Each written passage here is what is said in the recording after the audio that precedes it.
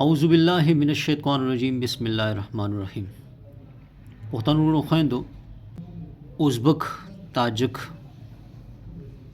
فارسیانو، پنجابیانو تداویل غواړم چې ستاسو به وکړو خپل خاوره پنجاب، ازبکستان، تاجکستان، ایران د پښتني خاورې برخه کړئ، برخه یې وګرځوئ، خپل خاوره د پښتني خاورې برخه وګرځوئ.